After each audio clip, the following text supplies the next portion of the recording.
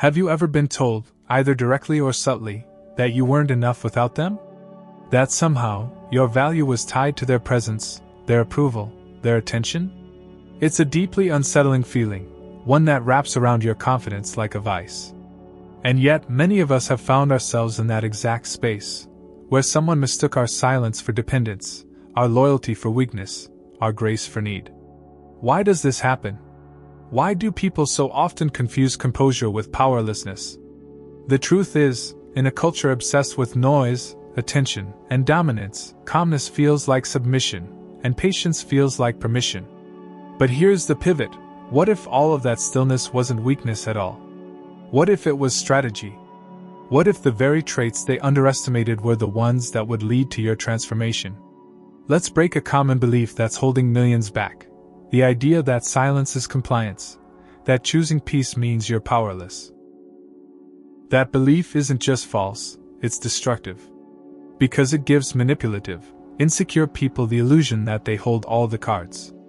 But what they never calculate is the cost of pushing a strong person to the edge of endurance. See, when a person rooted in Stoicism chooses to walk away, they don't shout. They don't argue. They simply stop. And that stillness, calculated, sovereign, unshakable, shatters the illusion. What's left behind isn't a broken soul, it's the haunting realization that the one they underestimated has become the storm they can no longer predict or control. This isn't just a story of loss, it's a story of awakening, of rising, of reclaiming your energy, your dignity, your direction. And I want to invite you into that journey. Not with bitterness, not with revenge, but with clarity. We're going to walk through the 6 stages of their miscalculation, 6 pivotal shifts they never saw coming. And with each one, you'll feel something crack open inside. A new awareness. A deeper resolve. A reminder that in Stoic relationships, detachment isn't retreat, it's resurrection. So don't look away now. What you're about to uncover may change the way you see your past, and the power you carry into your future. This isn't about proving them wrong. It's about finally living right. Stay with me. The next part may be the most important thing you hear this year. 1. The miscalculation of power. They believed you were powerless. They painted you as someone fragile, someone whose identity was tethered to their presence. Do you remember that feeling, when their gaze felt like the center of your universe, and your silence felt inadequate unless stirred by their voice? So many of us have been there. We learn to shrink our expression, dim our dreams, adjust our pace of growth to their comfort level. We mistook their approval for love, their attention for anchoring. But what if that belief was a lie? What if our identity was forging its strength in the quiet spaces between their words? Let's examine their miscalculation. They assumed your value was defined through them, that without their validation, your story would lose structure. They believed your life needed their presence to hold meaning. And because of that assumption, they treated you like a leaf in the wind, easily swayed, easily torn. They tested your boundaries because they believed you would absorb every impact, and that your silence meant surrender. But here's the Stoic insight: external opinions aren't anchors, they're obstacles. Marcus Aurelius taught that no one can harm your soul without your permission. By misunderstanding your composure as dependency, they overplayed their hand. They underestimated the inner reservoir you were building, through nights of reflection, through each moment you chose self-worth over external approval. Imagine explaining your growth to them, and hearing their shock. You changed, they'd say. But the revelation isn't about who you became, it's about who you always were. Their miscalculation of power came from a place of arrogance, not reality. They believed you were small, didn't know that the quietest gardens can hold the deepest roots. Isn't that a powerful shift to reckon with? To understand that admiration, attention, applause, none of these solidify your value. What if the real moment of power wasn't in what they gave, but in what you reclaimed? With every moment you didn't react, every choice to breathe before responding, every time you paused instead of pleading, you planted seeds of sovereignty. You taught yourself that your identity isn't built on external scaffolding. Consider the weight of that realization. When someone believes they hold your foundation in their hands, only to discover it's been built in silence, it undermines everything they thought they knew about dominance. The battlefield isn't noisy. It's quiet. And the battle isn't in dramatic confrontation. It's in calm consistency. This is where Stoic relationships stand apart. They're not about drama or domination. They're about endurance, integrity, and internal authority. You didn't need them, but you chose them, and that choice reveals something far more significant than dependence. It reveals deliberation. Ask yourself, in your past connections, was your silence a void? Or a chrysalis? Did your quietude serve them, or enable your transformation? When they looked at you, what did they see?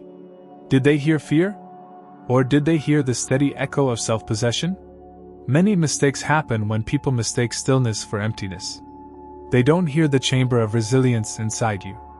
They don't feel the steady pulse of your self-regard, because it doesn't scream, it settles. Then, slowly, deliberately it reshapes. Is that not profound? That their miscalculation flowered from judgment, not insight? And that when they presumed control, they invited the exact opposite to come alive? Their illusion of power didn't just crack, it collapsed under the weight of your composed self-mastery. Would their narrative of devaluation hold if they truly understood Stoicism? If they recognized that the purpose of enduring silence isn't to appear small, but to become unshakable? They thought they were architects of your identity, when in fact you were constructing it with every unspoken choice, every controlled emotion, every fueled breath. This moment is where entire dynamics shift. From being at the mercy of external validation to being the captain of your own life. This is not arrogance, it's awareness. And Stoic relationships demand this awareness because they call for clear-eyed engagement rather than emotional dependency. When the foundation of perceived dependency is exposed as delusion, it unravels more than trust, it erodes the facade of authority. Your calm makes them question the ground beneath their feet. If their power required your collapse, their structure was never built to last. Your integrity exposed the truth, that the real fortress was within you. And when they realized they were never essential to it, the shock is profound. Imagine the moment they grasped that their words, their presence, and their demands didn't anchor you, they crumbled. That your identity didn't orbit their whims, it circumvented them in stillness. That your fate was never in their hands, it was in your heart and mind, unwavering. That realization? It's not just surprising, it's devastating. They miscalled. Because in Stoicism, silence is not submission. It's strategy. It's discipline. And when combined with sincere intention, it shifts the balance of power entirely. It's a stark question. What were they really testing? Your pain threshold? Your loyalty? Or your emotional submission? And why? Why do we give people that power to define us? Because we believe our edges are shaped by others, not ourselves. But here's the core lesson. Only you carve your destiny. And so long as you mistake their absence for abandonment, you hand them authority. When you awaken to your own center, their position becomes irrelevant. This recalibration shakes the foundations of toxic arrangements. It reveals the real vulnerability, theirs. Because if someone's identity depends on being indispensable, they cannot handle self-contained strength. That's the moment when composure feels like defiance, and grace becomes rebellion. Let's dig deeper. When did your silence stop being an apology and start being armor? When did your absence stop being defeat and start being sovereignty? Those are the hidden pivots, turning moments where quiet morphs into unspoken power. You may be thinking, but what about the moments I spoke up, and they still didn't hear me? That's part of it. Every ignored boundary, every unseen tear, every moment you swallowed your voice, they invested in an illusion. They built a narrative around their control, not your character. And that's what broke first. When they believed they held your foundation, they lost sight of the constant you were. Before them, after them, always. That constancy was the real threat. It forced them to question, who am I, if not the one defining them? And how do I navigate a world where someone doesn't need me, but chooses me? In Stoic relationships, we seek stable fidelity to ourselves, not someone else's reflection. We don't need people to complete us. We choose them to enhance, not define our journey. That's the pivot, from need to choice. From reaction to awareness. From consumption to clarity. Each silent breath, each unreactive beat, each steady heartbeat, is a message: you underestimated me. You got it wrong. Now they stumble in their own miscalculation. And that's where the miscalculation of power finally breaks open. It's not about proving superiority. It's not about proving them wrong. It's about living aligned with your inner compass, regardless of their belief. Yes, you may have been nurturing something beautiful, and they saw it as weakness. But their blindness doesn't diminish what you built. If anything, it legitimizes it. Because what's worth sustaining never needs to shout. It breathes, enduring quietly through storms, and still stands when the storm is gone. That is your sovereignty. That is your truth. And when you embrace it fully, you realize this isn't just power. This is peace. 2. Strength disguised as silence. They saw your quiet demeanor and assumed it meant you were powerless. But what if that silence was actually the strongest shield you possessed? What if your restraint, your choice to listen instead of react, spoke louder than any confrontation ever could? In the furnace of adversity, you didn't break, you purified. You didn't fold, you forged. When someone underestimates you simply because you didn't burst into tears or scream in anger, they're the ones blinded by their own insecurity. They confuse noise for power, drama for depth, when true sovereignty lies in composed strength. Think back to the countless moments you absorbed their disrespect, their manipulation, their emotional coercion, yet you remained poised. You didn't storm out or lash back, you observed instead. You let your silence stand guard at the gates of your dignity. That was a deliberate act of mastery, stoicism in action. You built an internal citadel, brick by unspoken brick, refusing to tear it down in a single moment of confrontation. Every exchange you let pass unresponded to was a deposit in the bank of your self-respect. You weren't passive, you were stored powerfully. And when they finally realized what that silence meant, it was too late. You had already transformed it into unassailable strength. Have you ever wondered why your refusal to escalate irritated them most? Because they thrived on reaction, on control, on validation through chaos. They needed your emotional currency to justify their dominance. But you withheld it. You starved their system of the power they craved. And in the resulting vacuum, their structure began to collapse, not because you tore it down, but because it was never built on solid ground. In Stoic Relationships, we train ourselves to respond with wisdom, not instinct. We choose our words, our tone, our silence with intention. You were in control. Even when they thought they were. They didn't build your walls, you did. And when the walls held, they were left outside, confused, vulnerable. Isn't it remarkable? That two people could share the same space, the same moments, and yet experience entirely different dynamics? They saw weakness. You knew it was strength quietly bearing witness. You were the gardener, planting roots deep in the soil of self-worth, even as they mistaken shallows for depth. Reflect, what if your silence isn't emptiness, but the space where your power grows? What if your calm isn't shrinkage, but your most deliberate expansion? These aren't just philosophical constructs, they're lived experiences of Stoicism. They're moments where your resilience becomes a sculpture carved in patience, shaped by adversity, unveiled in stillness. Think about the first time you felt the tension of staying quiet when everything inside demanded otherwise. Maybe it was for peace. Maybe it was for clarity. Or maybe you were holding a boundary with your soul, not your lips. You weren't ignoring, they were pushing against the perimeter of your presence. And you didn't cross back. You didn't chase forgiveness, attention, or closure. You drew a line. That line was the turning point, a marker of who you are, not what they wanted you to become. It was the echo of an inner code, integrity over intoxication by drama. So many confuse noise for connection. But real connection is found in understanding, not reaction. Real power is subtle, quiet, purposeful. What changed internally after that moment? Did you feel something shift? A quiet confidence that whispered, "I don't need this to define me."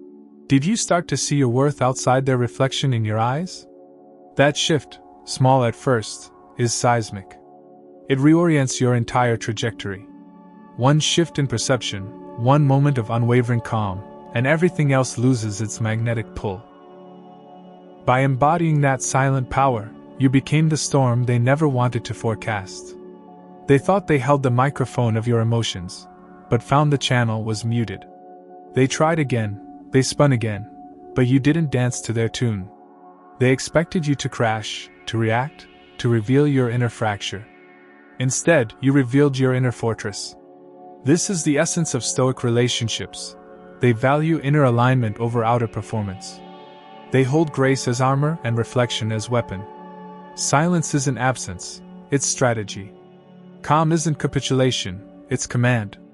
You weren't muted, you were mastering. You weren't hiding, you were harvesting. And in the deep hush of your composure, something powerful awakened, you. So, how does this translate in your daily life? Here's your challenge. Next time someone pushes your boundary or seeks a reaction, pause. Breathe.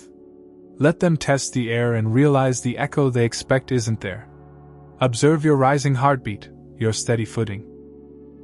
That hesitation, it's your strength anchoring you. And when your center holds, their storm dissipates. You don't have to speak to make your point, you just have to stand. When practiced, this becomes not just a stance, it becomes your signature. They'll look at you and wonder, who is this person who won't bite the bait, who doesn't unravel at the flame, who doesn't crave the illusion of control? They'll see calm, not void. Presence, not absence.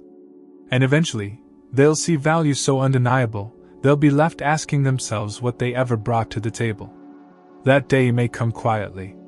That realization will be gentle. But trust this, when silence speaks, it resonates far longer than any argument.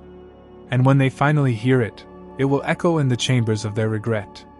If this resonates with you, like and comment, number 1 below.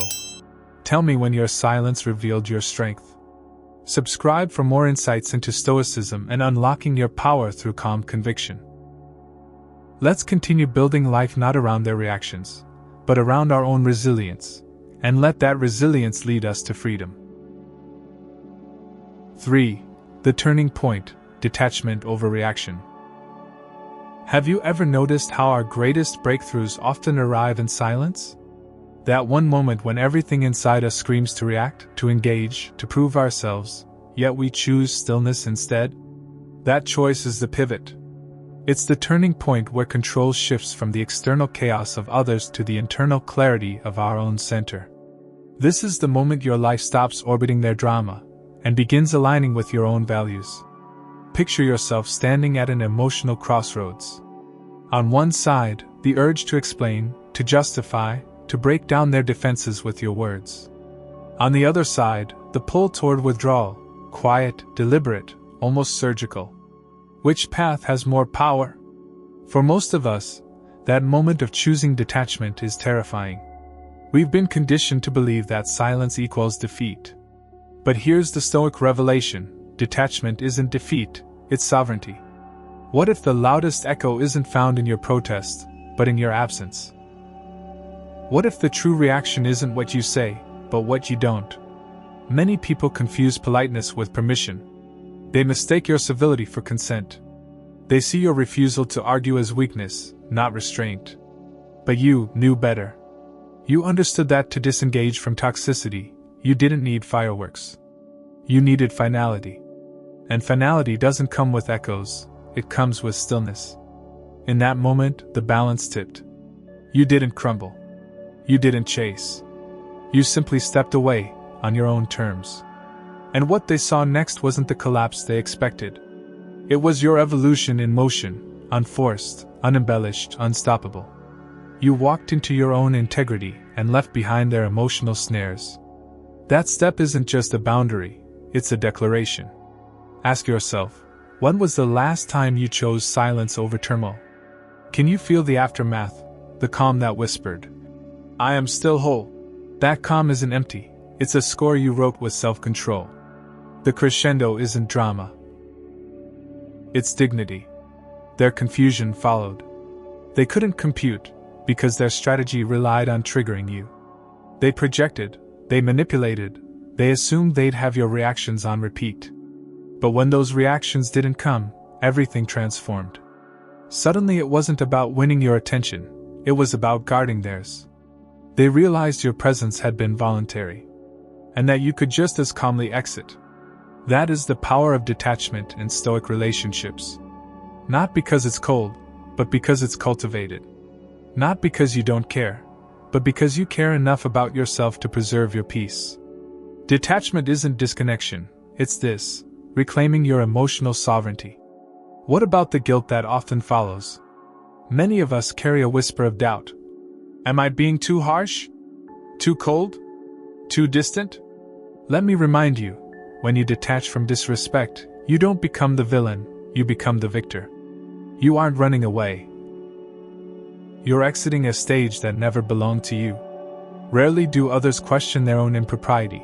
It takes your courage to call it into question through your withdrawal.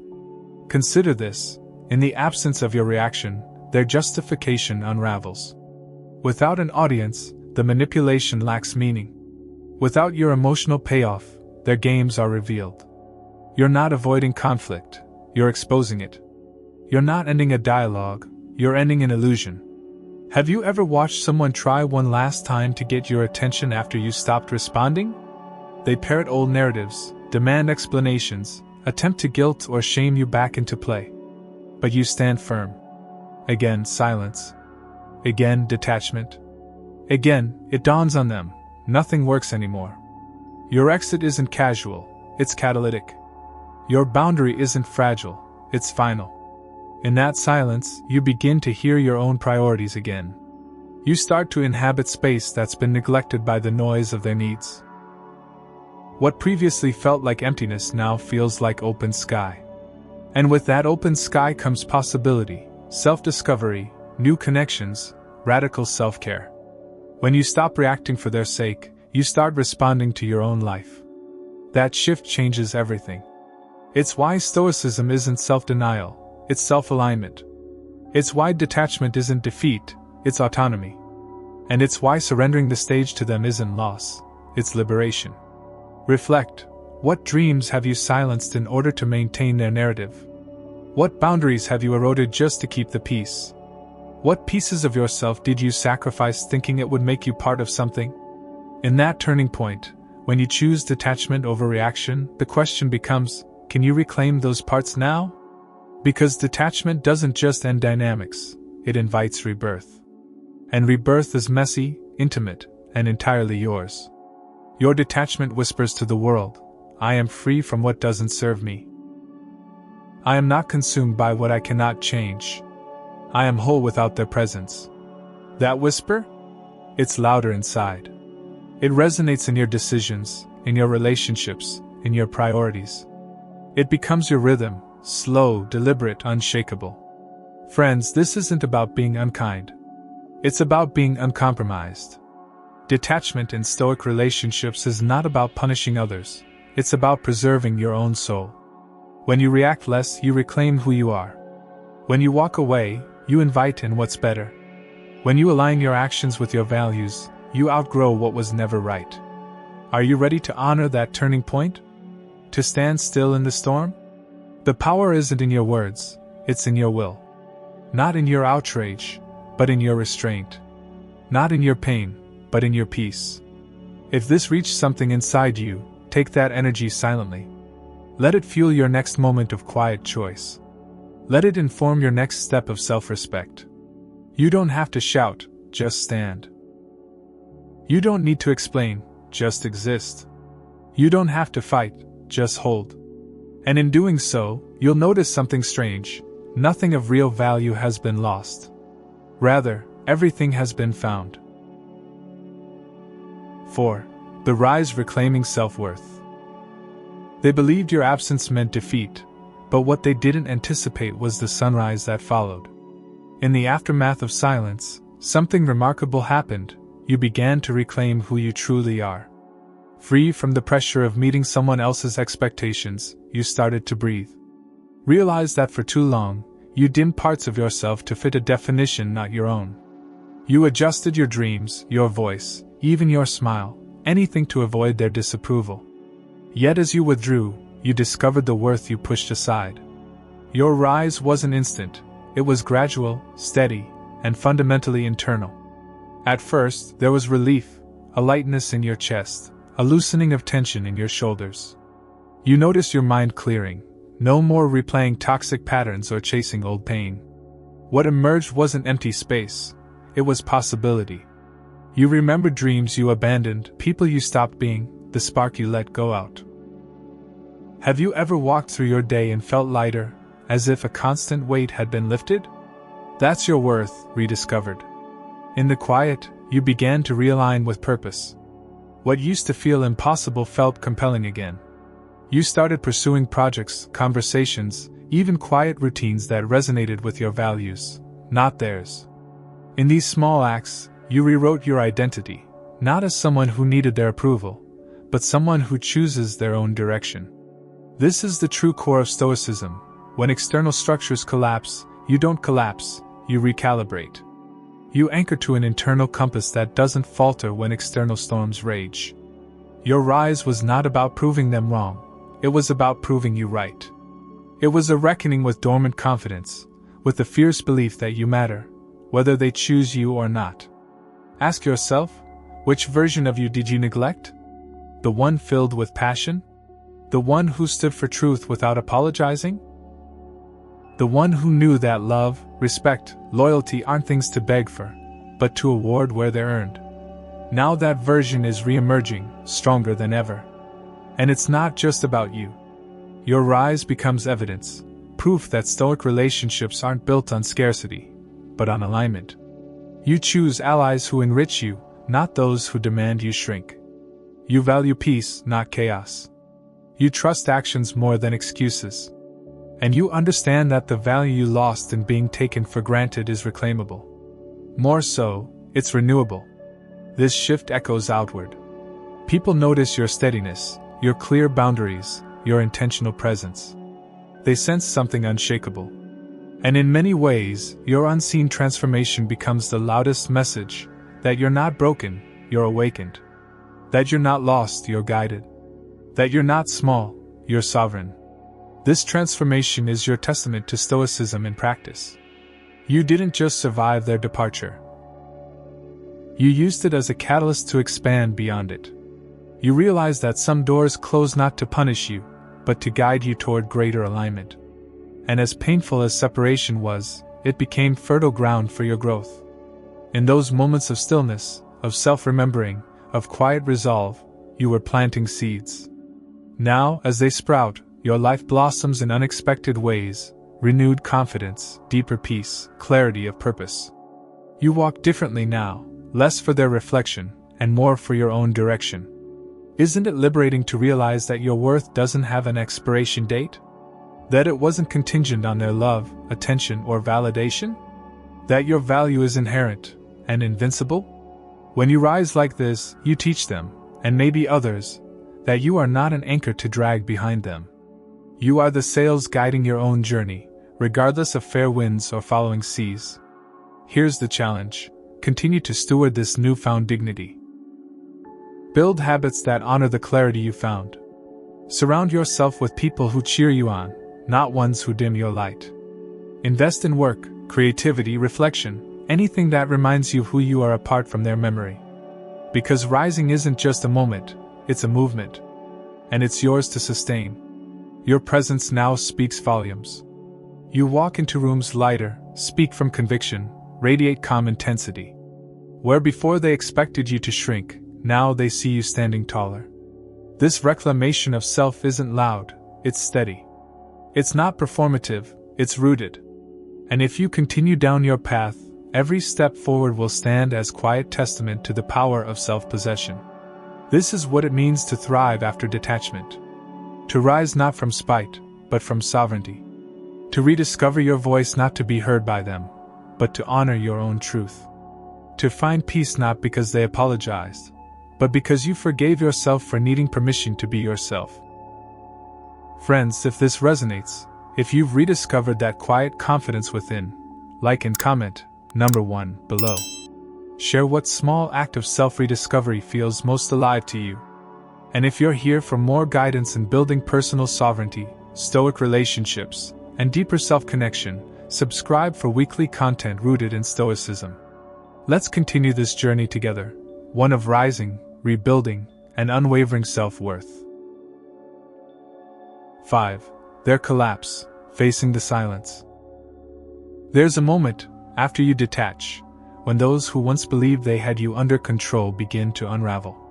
Have you ever sensed the shift, when the world they built around your reaction starts to crack under its own weight? That's the precise moment their strategy unravels. Silence becomes more than absence, it becomes consequence. In place of your response they once depended on, they're now met with stillness, and it feels like an earthquake hitting the foundation of their certainty. They believed your voice, your emotions, your presence were lines in their script. But when you stepped off the stage, the plot fell apart, because your detachment wasn't withdrawal. It was dismantlement. Think of it like watching a meticulously arranged domino set up. Every piece falls in a predictable sequence, until someone removes a central domino. The rest collapse unpredictably. That's what your silence does. They expected a chain reaction, an event triggered by their next move. But there is none. Instead, there's empty space where a reaction should be. They panic. They search. They scramble to rebuild what you unexpectedly pulled away from.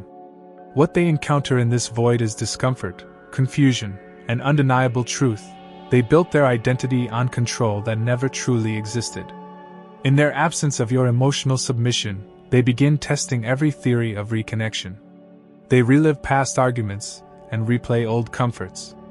They scroll through your social media to find traces of regret. They analyze texts for possible apologies. They wonder if they pushed too fast, too hard, or misread your patience for weakness.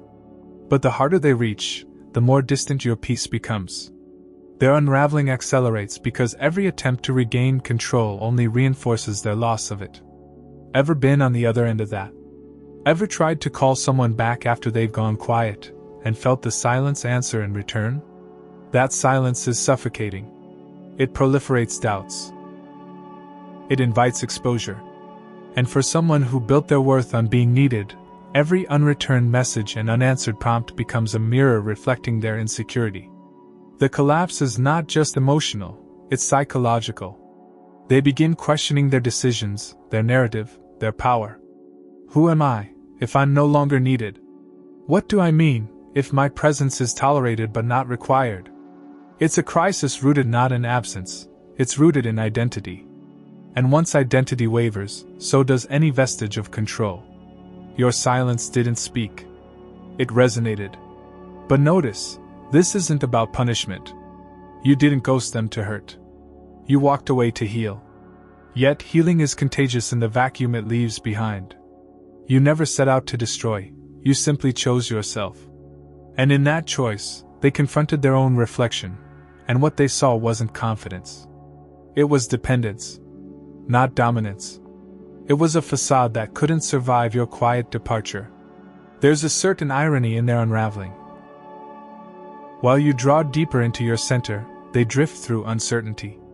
You find peace, they flirt with desperation. You strengthen boundaries, they scramble to find old patterns that can bind you again. You're thriving in stillness, they're drowning in silence. Dionysian collapse meets Apollonian calm. And your calm does not escalate, it clarifies. Unlike the turmoil they create, your strength emerges in tranquility. Reflect, have you observed this in your own life? Have you watched someone scramble when they finally no longer had you to manipulate, to provoke, to define them? The panic is palpable. The justification begins. They're the first to claim innocence, to rewrite history, to paint everything else as the problem. But none of it changes the fact that their foundation shifted, or fell. Because it never rested on your worth. It rested on your reaction. Notice the sweet irony, they underestimated you when you remained. They freaked when you left. Control in Stoic relationships depends entirely on not manipulating the emotional economy. You hold your peace, they choke on silence. You remove your compliance, they realize they never had it. You don't battle them, you simply don't play. And this collapse is more powerful than any confrontation. There is no back and forth, no shouting match, no gaslighting or rationalization. Just you, still, composed, removed. And them, in self-critique, regret, dissonance. Your silence is a lens through which all their past behavior is magnified. Every self-serving justification, excuse, manipulation, they see it all, illuminated by absence. There's no going back then, only forward. They either reconstruct with accountability, or they stay fractured, haunted by what they lost, not you, but their chance to build something real. This becomes the aesthetic moment of truth, for both of you. You've cast a vote for personal sovereignty. They're cast adrift, forced to gauge the cost of losing you, and to ask if they even deserve your return. It's like standing on an island you built yourself versus clinging to a drifting raft. Different energies. Different shores. One requires bravery and introspection. The other, only desperation. So what now? For you, their panic is proof of liberation, not control. It's the aftershock of your composure. Let it be your compass. Let it remind you that your decision to leave wasn't a collapse, it was a course correction. And if they seek return, let it come from remorse and growth, not entitlement. Because Stoic relationships thrive on genuine alignment, not on dynamic vacuums filled by nostalgia or guilt. You may wonder, is this cruelty? No. This is clarity. This is preservation. You didn't set out to cause collapse, but your choice forced confrontation. Their unraveling is not your burden, it's their reckoning. It reminds us of a timeless Stoic truth: we cannot control others' judgments, but we can choose where we stand. When we take that stand, even in silence, the universe aligns our path. And those who remain dependent on emotional supply may feel shaken, but the ground you're standing on is steady. In this collapse lies the purest form of consequence. Not revenge. Not punishment. Just the ripples of choice in a still pond. They expected reaction. They got resurrection. They expected drama. They received a dismantling of emotional consumption. And in its wake, you discover something simple yet profound. You gave not because you needed to, but because you chose to. And that difference, it's eternal. 6. The haunting realization. There's a moment, often months after the silence, when they stumble upon something that reminds them of you. A song. A scent in the air. A place you once frequented together. A joke you exchanged. And suddenly, the illusion they built around your supposed dependency begins to crack.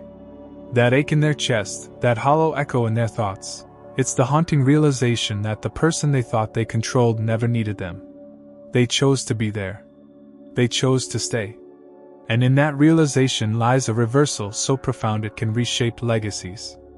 Ask yourself, what happens when the center collapses, and the circumference keeps spinning without purpose? That's their world.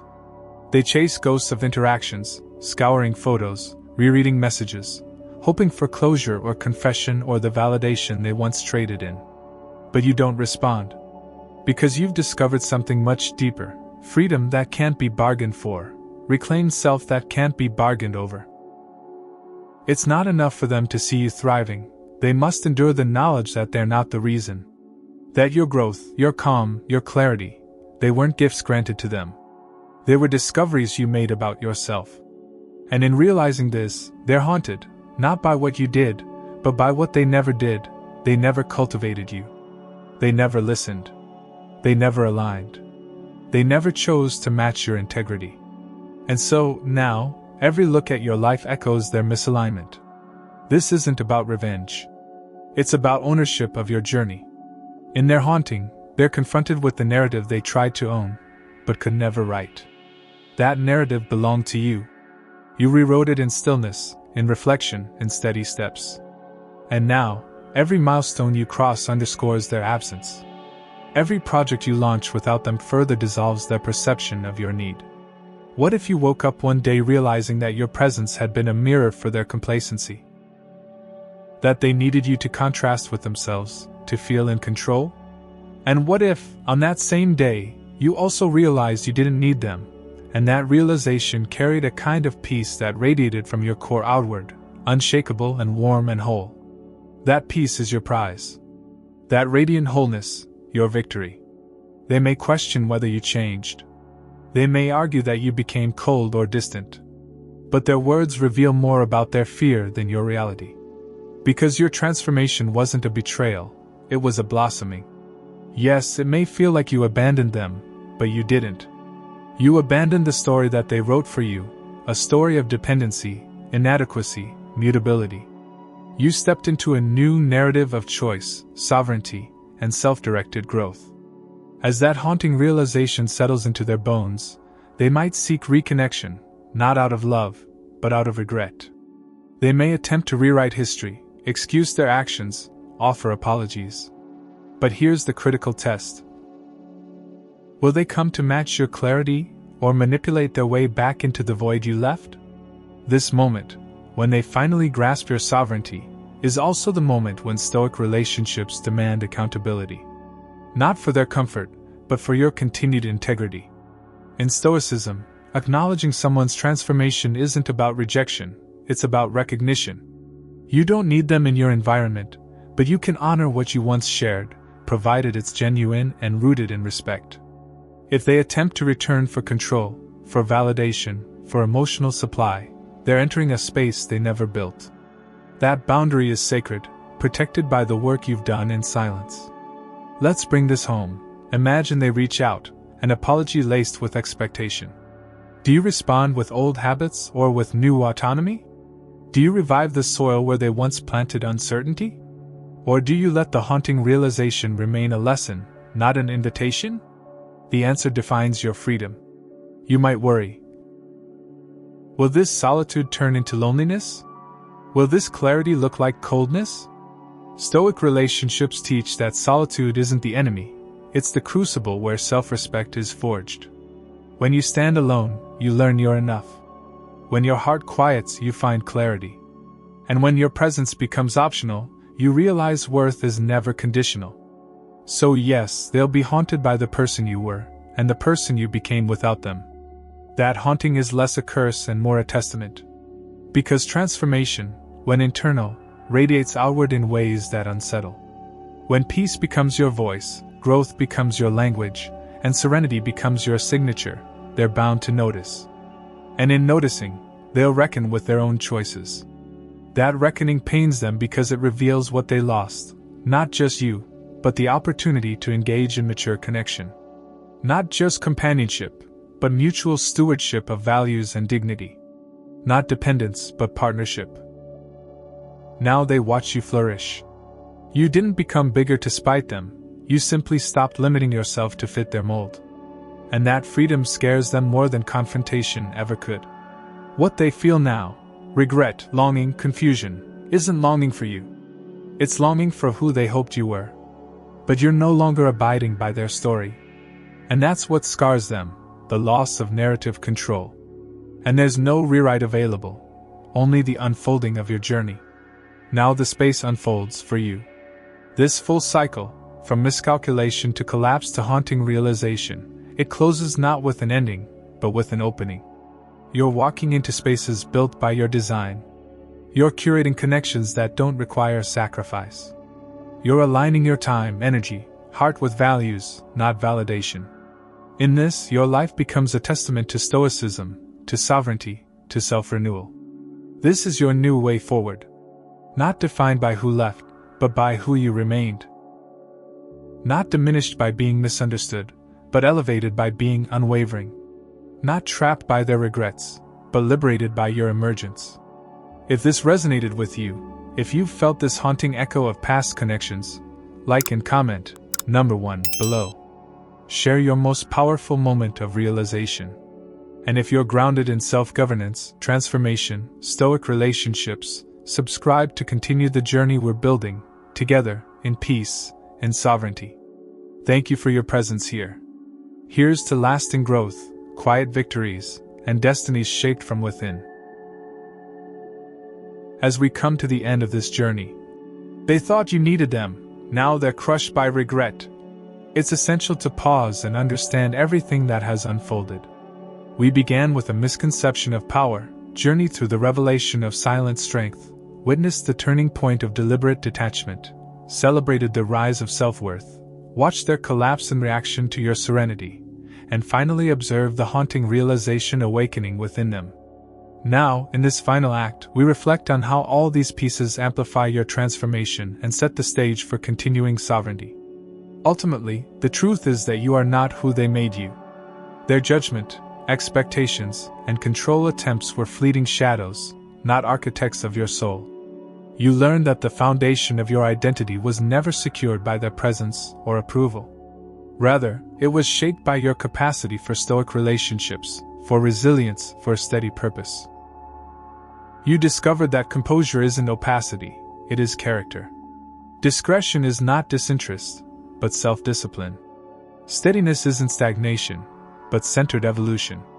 And Stoicism revealed that life's storms aren't meant to drown you, they are meant to reveal your anchor. So as the narrative closes, remember that every turn in the storyline was your own, your choice to hold your ground, to distance yourself from emotional dependency, to embody purposeful transformation. These lessons aren't only for those who have walked through heartache or betrayal, they're for anyone striving to anchor themselves amid the noise of misplaced expectations. They're for anyone questioning their worth when control is assumed.